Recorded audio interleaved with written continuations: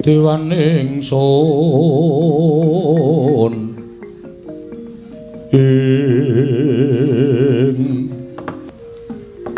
sode selikur dina Patobat Sobat ora mangling kaya sowaning Begawan Durna ning dandang mangore. Oh inggih Pandya Betari kula ingkang ngabdian tur ngersa paduka Pandya Betari padha ranti-raja sapramtamu Begawan Durna tansah pinenganing kawidadan ing sami kala sowan kula tebih saking Rubeda.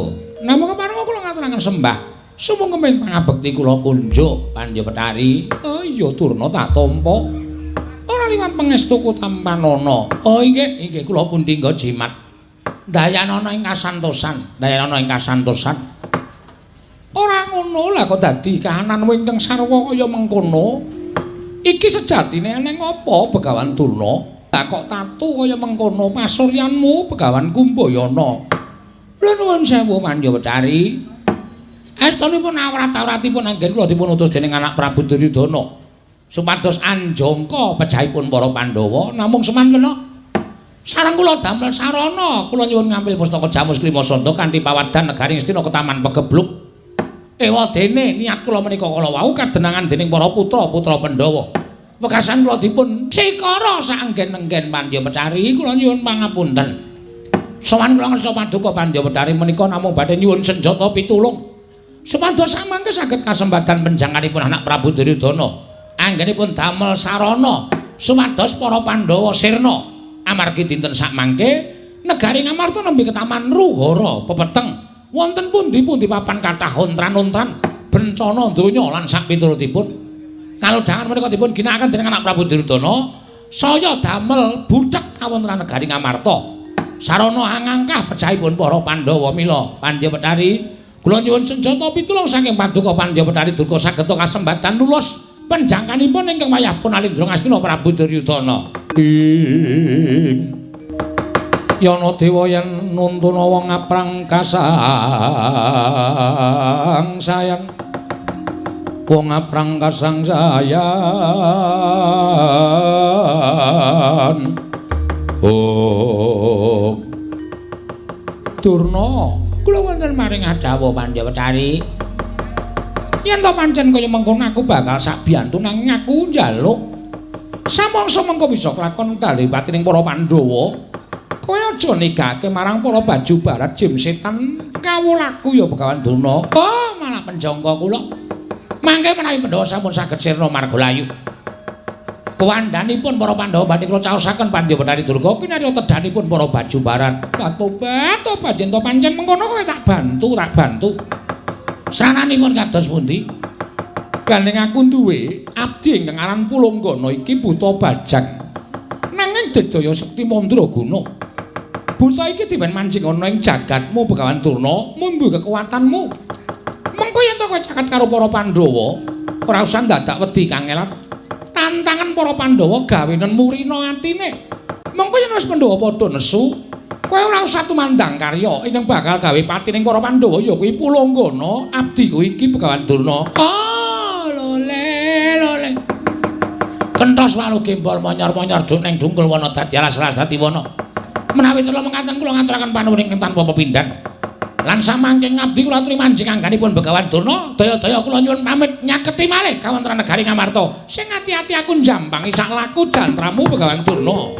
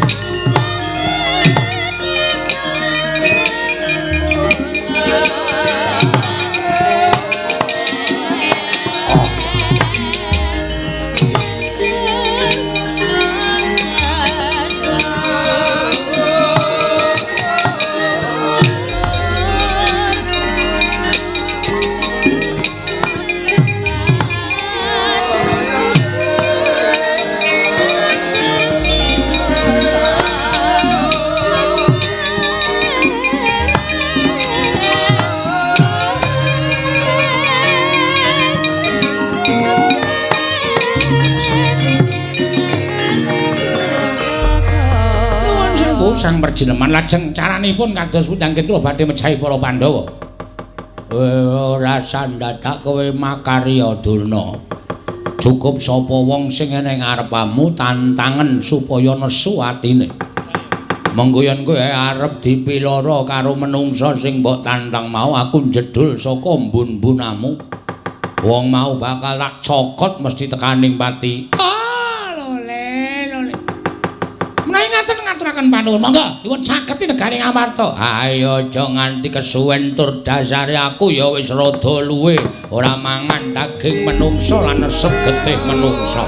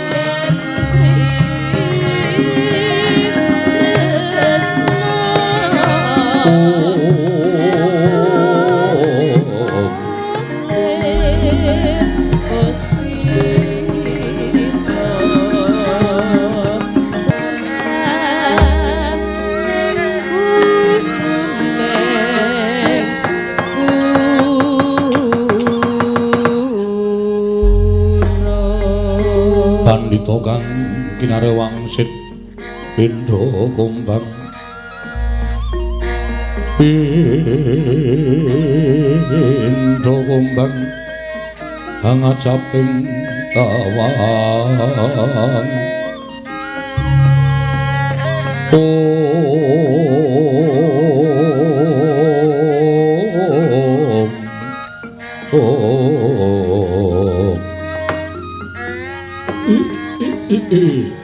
Mas Tunama Sidam Sekaring Bawana Langgeng Ngaki Prabu Ndarawati inggih kula wonten dawuh Eyang nganti kelawan putu-putuku Darma Kusuma Werkudara Janaka sowan ana ing Saptawarga njumbuhaken kelawan pasumenan ingkang sampun kula tampi Kanjeng Eyang mugi parenga paduka Kanjeng Eyang paring dawuh menapa to sababipun paduka Kanjeng Eyang rawuh wonten ing pasumenanipun ingkang putra utawi ingkang wayah ing Ndarawati monggo wonten sambung ngarepetipun kaliyan Nugroho ingkang badhe tumedhak wonten ing jana luka Kanjeng Hyang.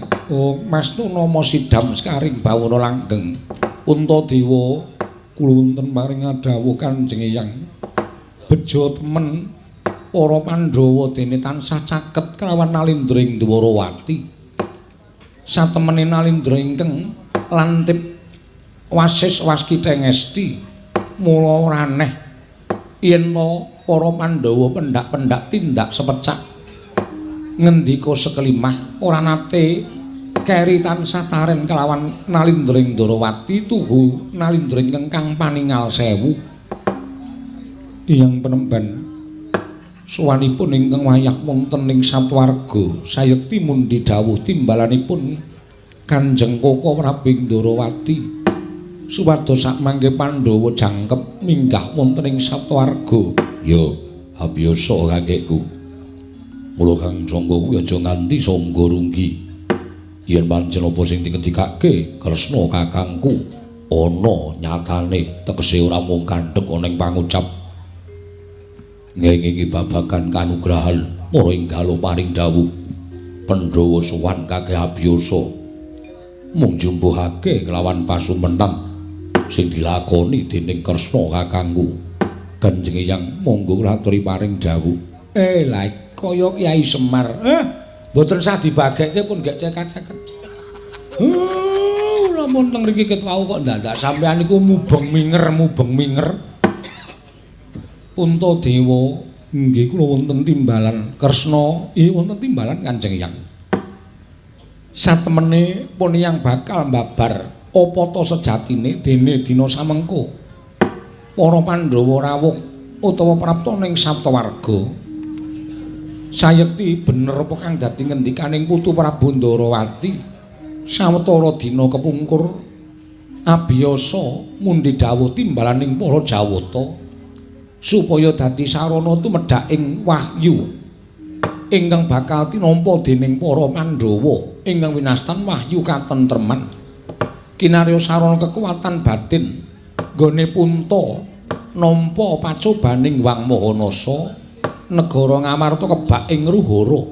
Muga-muga sarana nampa wahyu katentreman iki bisa tentrem ayem niskala sarta kawula Ngamarta padha sayuk rukun manunggal tetunggalan angangkat Nalindra ing Ngamarta sarta tansah mastu marang pernataning hukum negara ing Ngamarta Puntadewa ngajeng kepareng paduka Kanjeng Hyang Penemban kados pundi maragi mung cukup sira Puntadewa lawan pune yang ing Saptawarga. Ayo nggir Puntadewa ndak larapake sowan ngersaning Wang Pikulun padha wenang. Kresna iki wonten dawuh Werkudara. Iye. Janaka wonten dawuh padha memuji ngersaning Wang Mahanasa muga-muga ngenipun yang larapake lawan kadangmu pambayun bisa entuk gawe hamboyong wahyu katentreman ya nggir Werkudara Janaka apa dene Kresna. Miat langening kalanggiwan aklar pandan moncar tinon ler kekonang surem sorot etan padang kasor lan pacaring purnaming gegono dasare mangsa katiga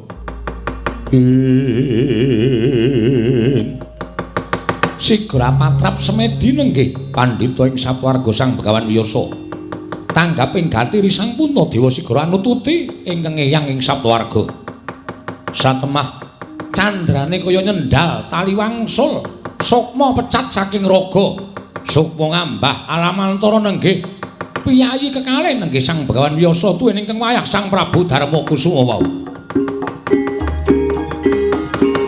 lang-lang ing triya mangungkong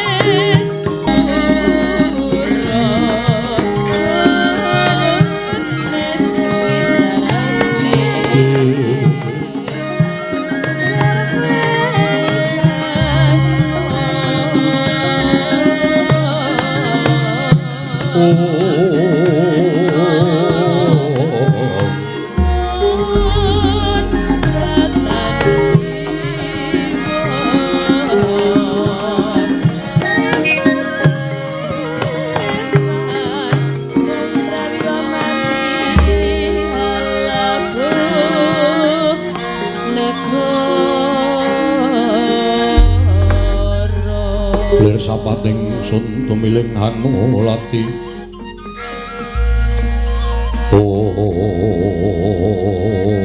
Spito Mentemen Kakang Warni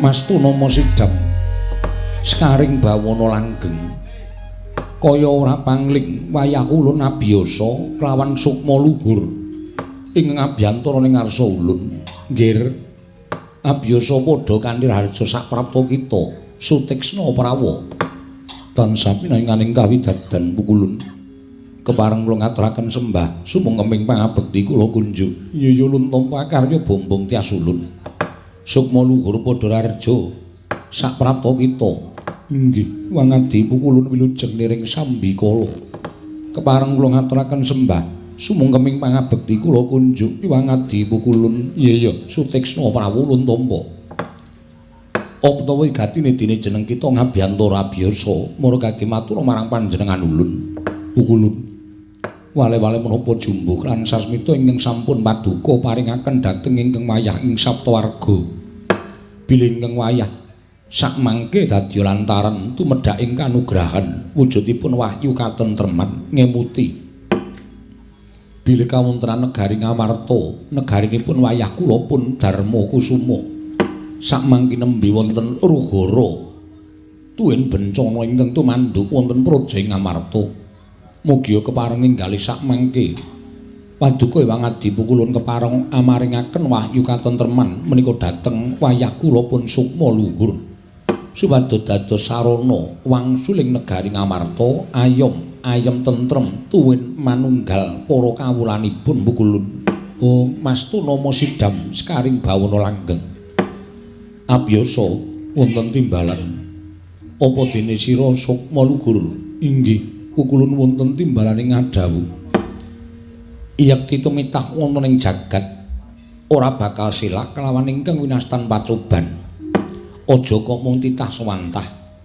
nadyan jejering Nalindra ingkang mengku bawat negara mesti bakal nampa cobaning Hyang Mahanasa monggo dina samengko negara Ngamarta nedheng antuk cobaning Hyang Mahanasa srana kahananing para kawula ingkang kebak ing Ruhara sarta kebak marang bencana mau sayekti wis kinudrat pancen kudu mengkono lelakon ingkang sumandhang marang praja Ngamarta ternyatane praja Ngamarta dumadi saka pirang-pirang pulo sarta pirang-pirang titah ing mapan ana ing negara Ngamarta sayekti dudu bab ing ngentheng nanging Darma Kusuma ingkang wis sinampiran pakaryan minangka dadi Nalindra sayekti dadi kewajibanira kulup sukma luhur kudu tansah diuya penggalih ingkang sabar sarta ikhlas kanthi cara mengkono mboko sithik mengko bakal sirep kahanan ingkang tumandhuk marang praja Ngamarta lan bali ayem tentrem kanthi sarana sira ulun paringi wujuding wahyu katentreman mbok menawa bisa kirarya kekuatan batin kita kulup Puntadewa nggone mangreh sangganing para kawula dasih wekasan negara Ngamarta saka karsa ulun tetepa bali ngujudake negara ingkang kebak kamanunggalan ing sabarang lir sarta kebak karukunan sarta kebak lan katentreman nyanding marang juwananing Wang Mahanasa Puntadewa wayah ulun Darma Kusuma gunjang ganjing langit kelap-lapaton lirkin sanging risang maweh gandrung menawi titula mekaten menapa sampun dados kepareng paduka Ewang Adi Pukulun bilinging wayahipun sukma luhur badhe nampi wujuding wahyu katentreman wonulus pesthekake lamun kita sukma luhur ingkang bakal nampa wahyu katentreman mara diagi maju ulun maringake kanugrahan katentreman tumraping Punta mugiya dadya sarana ngamarta pulih ayom tentrem nirbaya nirwikara nggir sukma luhur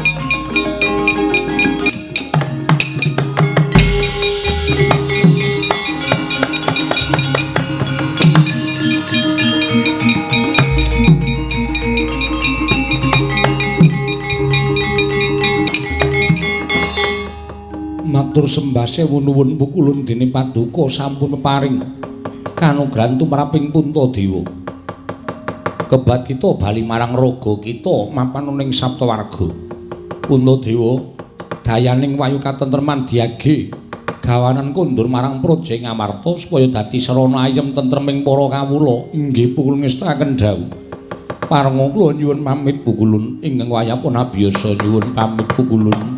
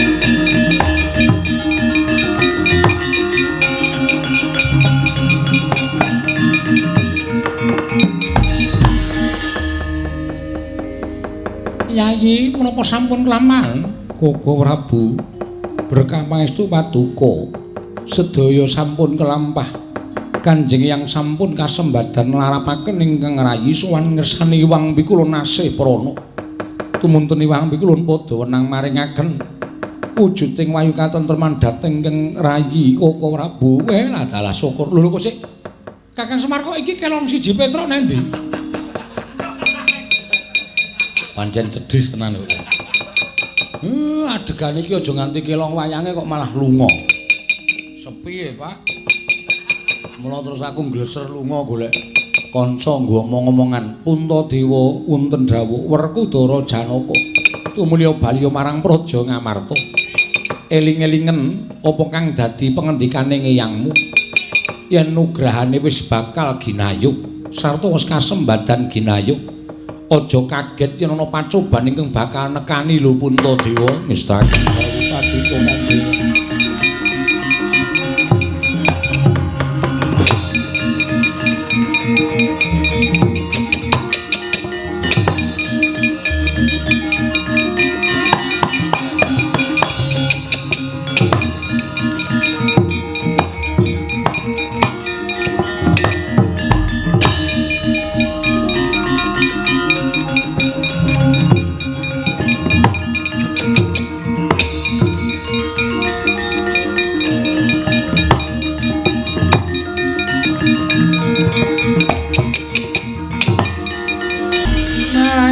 bang wangarono katinetraning ngungkar apa sabdaning kukiloring kanikara sageter kene donganing konglir wowo sing pini panca lole kentos walu gembol manyar-manyar duneng dungkal wana dadi alas-alas dadi wana latalah durung nganti tekan negara Ngamarta laku kae rantak-rantak lakune ora pangling lha kok dadi anak-anakku para Pandhawa padha mudhun saka pertapan Satwarga Janaka Werkudara mandeka dhisik li cah bagus aku kowe Janaka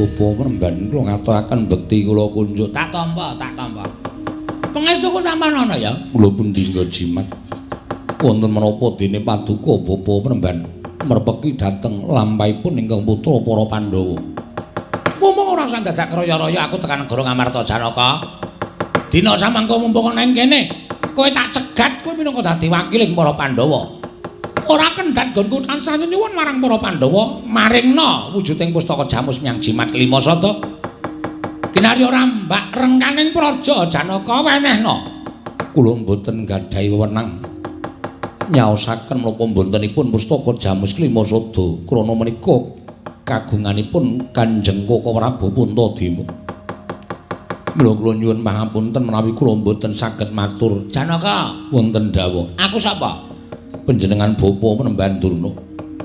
Apa kelakon yen kowe ora glemenake pustaka Jamus Kelima Sada kabeh ngelmu tak sedot meneh. Bali ana ing awake Begawan Durna. Kowe ora duwe daya kekuatan. Kowe ora duwe guna kasantikan, kowe ora duwe kasekten. Yen kowe ora duwe kasekten, kowe ora duwe guna kasantikan, kowe ora duwe daya kekuatan. Aku mateni kowe, sasat mijet kowe nganti suwe banyu sinaring Janaka.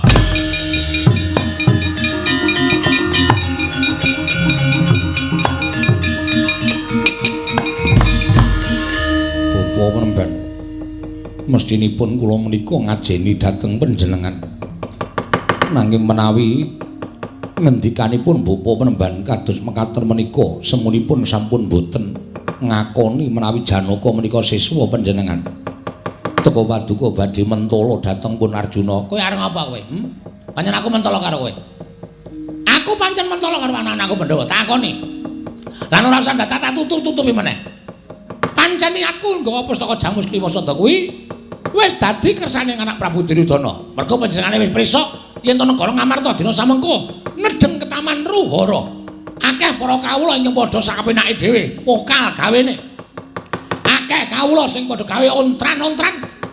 Mula kalodhangan iki digunakake dening anak Prabu Duryudana supaya gawe ringking para Pandhawa. Sranane pustaka Jamus Kelima Sada tak jaluk. Nek tanganing Begawan Durna Pandhawa ora pateni mbaka siji ora bakal ana tumapaking perang gedhe Bratayuda Jaya Pinangun.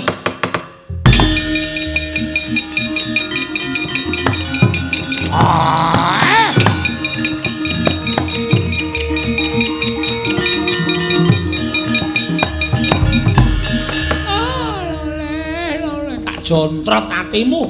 Kowe arep nesu karo Begawan Durna. Kowe arep nesu karo Begawan Durna, metu. Tidya kala pulunggana saka mbun-mbun aku nyokot kowe.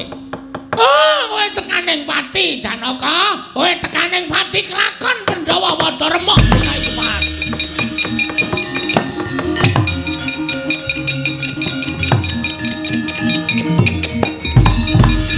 Gong, tak omong iki le. Kowe. Ndara Janaka iki ngantuk kok ya. Kok sare ning dalan, sare dengkulmu mlocot iki. Mbok ngematke gulune Ndara Janaka kuwi, ana abang-abange kuwi. Endi? Kuwi. Ana sing diplester barang kuwi. Barang apa ya, Tru? Mbuh. Ane kok ana sing metu getih barang gek ngecap siung kaya ngono. Waduh. Nyeluk Sinuwun Ndarawati, Gong. Oke.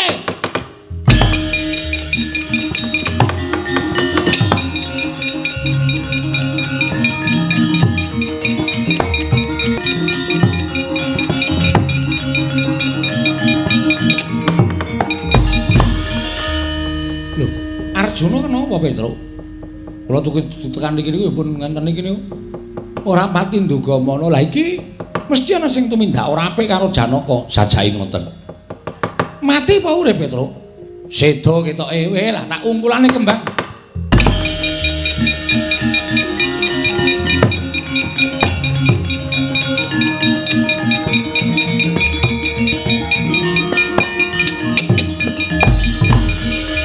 Koko Prabu Janaka eneng apa? Pinanggih kaliyan Bapa Durna. Yambakipun anggenipun badhe nyuwun ngambil pustaka Jamus Klimasada menika Blaka Suta. Panjen kepara saestu badhe mejahi dhateng para Pandhawa. Tumunten kula badhe ngrangsang Bapa Pembanduna ingkang sampun wegah nampa warah nampik pitutur becik. Nanging kula kados ketaman daya kemanden jangga kula dipun cokot dening satunggiling yaksa nanging boten ketingal. Koko Prabu ngantos kula sirna Margalayu. Petra, Nun. Werkudara nendi? Wah, apa? Rene Dimas.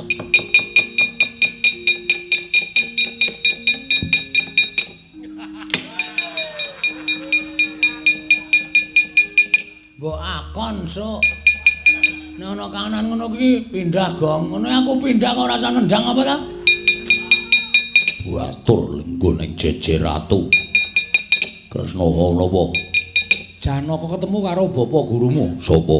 Begawan Durna. Janaka mati, dipiloro karo Durna.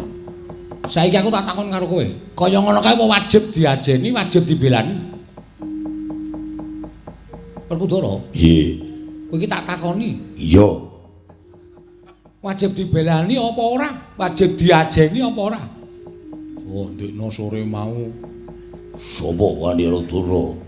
Ida. Kowe ndelok wae to, ndelok.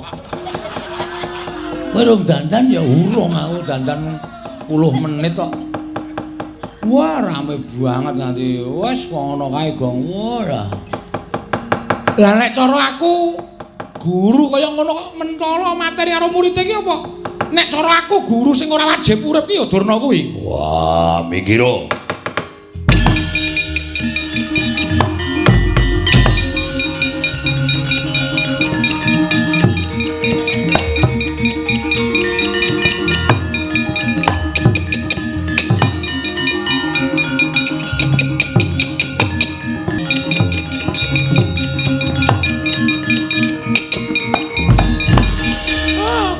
Werkudara.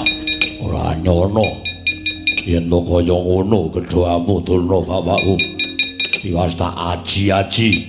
Diwas tak sunggi-sunggi kowe mentolo mateni Janaka. Pancen tak sengaja. Pancen tak dodok karo ngapa? Aja ngomong Janaka. Yen perlu kowe tak pateni Werkudara. Wah.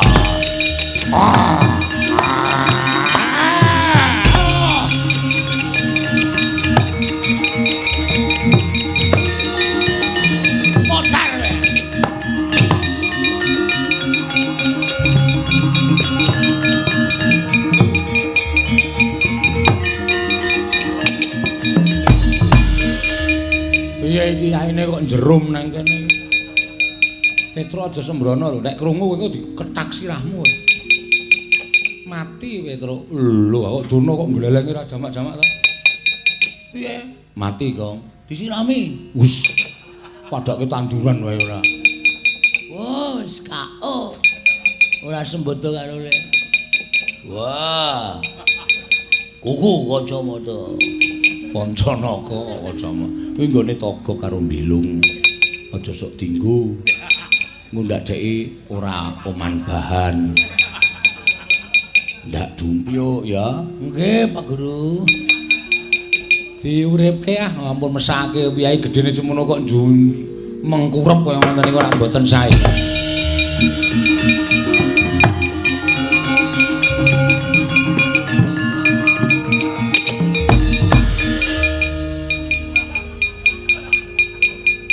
Ming mati kok ngolet awake. Ndara Kresna iki kurang ajar. Bar nggo nguripke Ndara urung urip iki lho, rung tangi. Werkudara. Mawa. Tangi. Isin. Isin ngopo? Mungsa Durna Wah, urung iso tumandang wis matek. Andekno kaya ngono diwangi ora.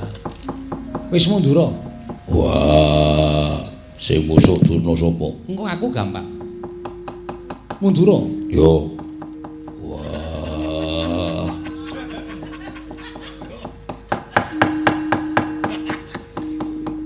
Saka ngendi gare? Anu jagani Semar. Engko nek njlunga wis ora apa-apa, wis yaene kok wis ben. Mbok menawa lagi ngimpi entuk wayu katentreman sajake kabeh. Kowe wong telu urung nyambut gawe to? Dereng. Kowe tak kandhani ya Petruk. Nggih. Durna kae dimongi balane Betari Durga. Napa nggih? Iya, mapane nang mbun-mbun. Waduh. Nang mbun-mbun? Iya. Kae le metu nek ana sing nantang Durna ngetok saka mbun-mbun. Lah, saiki didum. Sing nantang Durna sapa? Sing jagani buta sing metu saka mbun-mbunane Durna sapa? Sing ngajar Durna sapa? Kula sing ngajar. Kok golek sing penak dhewe to? Aku ora iso ora gedhok dhuwur Durna kali kula. Sing dipilih nyaut demite niku sing dhuwur, Petra. Tok. Aku kon musuh dempit kok kowe musuh sapenake dhewe. Lah Gareng, lho kula nantang sing arep nggih sinuwun. Iya, Gareng ki pinter pencak to. Pinter. Kowe saka ngarep. Nggih. Petruk saka mburi, Bagong jagani sing adong nek demite mrucut. Oh nggih. Siap dadi to? Dadi. Iki biayane sapa sing ngurus? Hah? Biayane sapa sing ngurus? Takoke sisan, kok ndak seling suruh. Biayane sing ngurus? Biaya apa? Lho, nyambut gawe niki edan kowe iki mata duwiten. Nya. Tampan ana. Iki 30 go wong telu. Sing nyekel sing tuwa. Wo, cekel Gareng gong. Wis cetha tekan ngene dhewe ming karo tengah. Ah lintah darat tenan ya. Ini yo nyambut gawe le, nyambut gawe yo.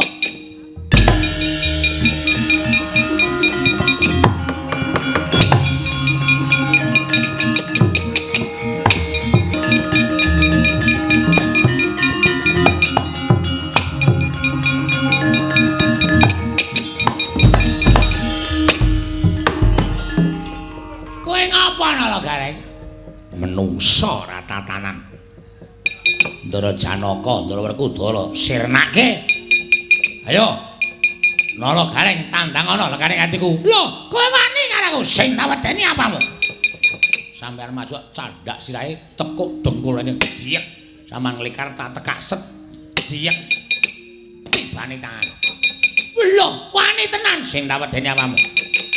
maju lakon sirna margayu. Oh, kene marganing matimu. Ora minggat iki marganing matimu. Oh iya e. Truk. Ayo. Wih lho, wis metu ngeli lho. Petruk. Halo, ayo gawe halo. Truk. Wah, mendelep meneh. Waduh.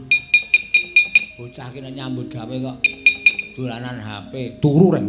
Oh ya turu. Engko dak ketun sing muni turu mau tuwe. Dan Petruk ki turu tak banteme Petruk. Wis tangi reng. Oh ya wis. Dianteran kok. Tetel nek dinding kon. Ora masalah. Cah semangat ya kaya ngene iki. Udus kowe. Udus ayo, udus. Udus. Kowe ngetokke saklar barang arep apa kowe? Kowe ngetokke arep apa kowe? Ora bakal iso menang musaku. Arep apa gage? Ayo. Waduh, siunge gede-gede. Ayo, Telek. Kae wis. Kakus. Setan tenan kok. Cekak. Kowe omongan karo sapa kowe? Ora omongan karo kowe. Pokoke kowe candya yo. Tis. Wah, titenono nganti lena pangendhamu cejaki. Ora metu tak cejaki. Piye lah, wani tenan karo aku, tak cejaki. Ora metu iki, mergane mati. Ayo, yo. Ayo, ayo. Ha iki apa? Wah! Oh, oh, oh. Wajar kowe. Waduh.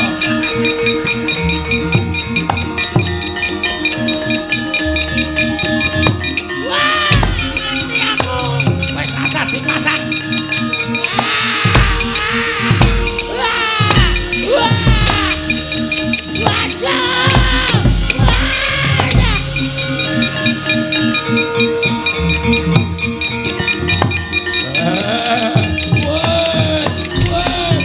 Gong, ngalor gong.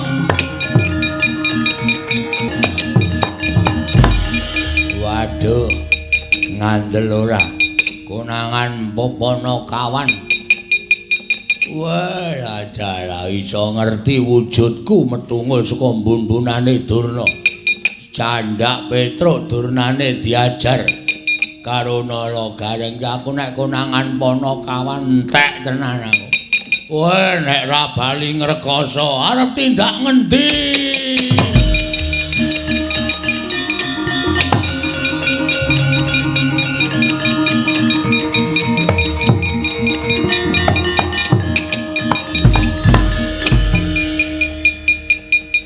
Candak.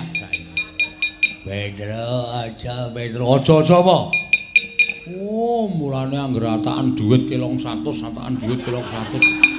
Burono tuyule iki. Ki sing ngelong-ngelongi kuthukku ya iki. Waduh, Bagong aja kaya ngono, aja kaya ngono apa. Ora dikethake ngene iki. Goleke yuyu truk main godolan kok diantil. Aku ora ngerti apa-apa, Bagong, aku kapok. Kapok apa? Gregetake seneng. Wah, saya banter le ngethak. Ora remuk ndasmu rung rampung. Bagong, aku kapok. Kapok apa? Pedro aja kaya wong edan wes. Kowe sep marai kowe. Yo, ngojar. Awak kaya ngene. Ora genane ora. Ora mujar ngene aku. Ora mati dene usus kowe. Yo senengane ora.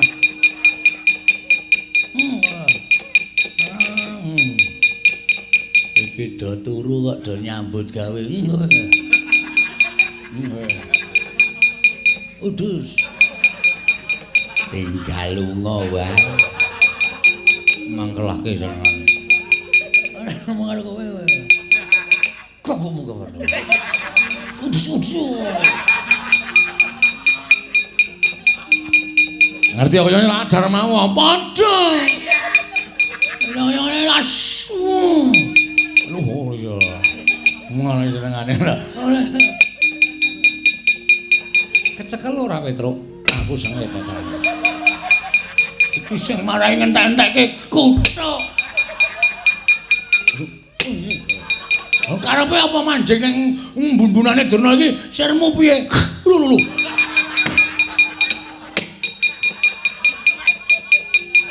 Wis cilaka ya.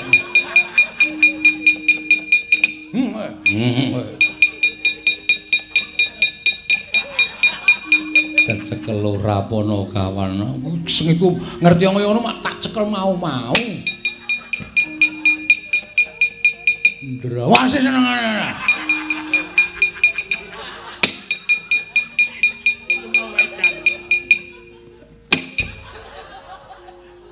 Lho, Gong angslup ning ngene Ndara Janaka. Weh, ya jaya. Pedro ngapusi. Sing angslup sapa? Demite wau? Demite endi? Lah wau teng iki lho totoki. Ngono nek nyambut gawe iki ora karo merem. Demite minggat kok isih. Sak penake dhewe.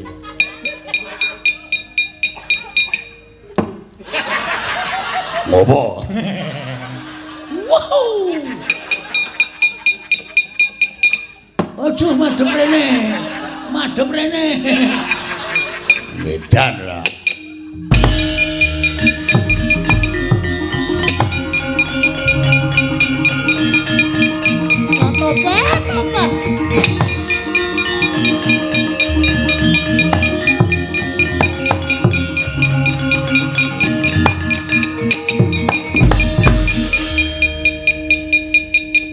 Begawan Durna mundur mulunggono ora kelakon mateni Pandhawa Kakang Semar. Ngawa.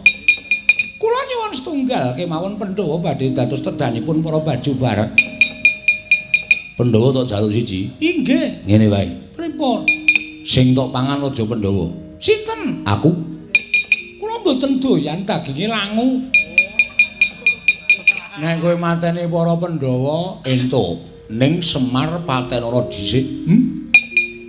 Semar patenana dhisik.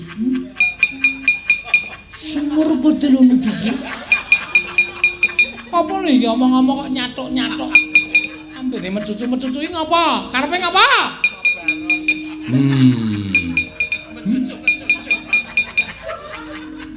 Iki gilani lho. Wong tuwa kok ora adep isin. Aku ki nek mencucu ora mung cangkem tok. Wah, ngerti po? Gilani megah. Jiji. Lekoh semare. Ben. Bali ora? Nyuwun sekedhik kemawon stampel sak tetes. Ora, arep ming setampel ming sak tetes. Ditenana kowe akhire ganggu. Negara Ngamarta negara sing tak tresnani. Kowe gawe nyebar hoax. Ora nyebar kabar sing ora apik. Ayo bali. Inggih. Bali ora? Ora bali ya. Wah, inggih. Urung dikapak-kapaki. Kumbala geni. Inggih, kula wangsul Kakang. Ayo bali, sing picak dituntun. Inggih. Sing lempoh digendong. Inggih. Kabeh wadya balamu jak bali. Inggih tak kendhau. Ganggu gawe wadya Ngamarta kawula Ngamarta kumbala geni. Nyuwun pamit Kakang. Wis bali kono. Inggih.